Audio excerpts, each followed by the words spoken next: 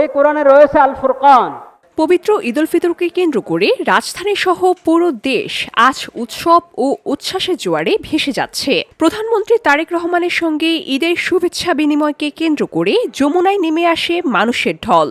বসুন্ধরা, উত্তরা, বনশ্রী, কুড়িল ও বাড্ডা সহ রাজধানীর বিভিন্ন স্থানে অভিজাত ও অত্যাধুনিক মানের ফ্ল্যাট কেনার এক নির্ভরযোগ্য প্রতিষ্ঠান প্লেজেন্ট প্রপার্টিজ লিমিটেড। শনিবার সকাল 10টা থেকে শুরু হয় আনুষ্ঠানিক শুভেচ্ছা বিনিময়। তবে সকাল 8:30 থেকেই সর্বসাধারণের জন্য যমুনার প্রাঙ্গণে প্রবেশপথ খুলে দেয়া হলে মুহূর্তেই বাড়তে থাকে ভিড়। সাধারণ মানুষ, দলীয় নেতাকর্মী এবং বিভিন্ন শ্রেণী পেশার মানুষের উপস্থিতিতে পুরো এলাকা পরিণত হয় এক বিশাল মিলন মেলায়। শরীফের মধ্যে বর্ণিত এই হাদিস।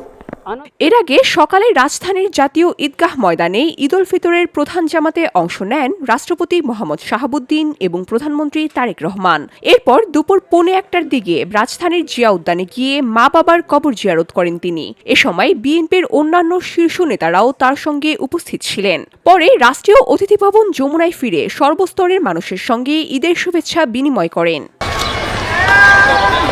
শুভেচ্ছা বিনিময় শেষে সাংবাদিকদের সঙ্গে কথা বলতে গিয়ে দেশবাসীকে শুভেচ্ছা জানান তিনি এবং বলেন, বহু বছর পরে দেশের মাটিতে ঈদ উদযাপন করতে পেরে তিনি আল্লাহর কাছে শুকরিয়া আদায় করছেন। VOD Bangla news desk.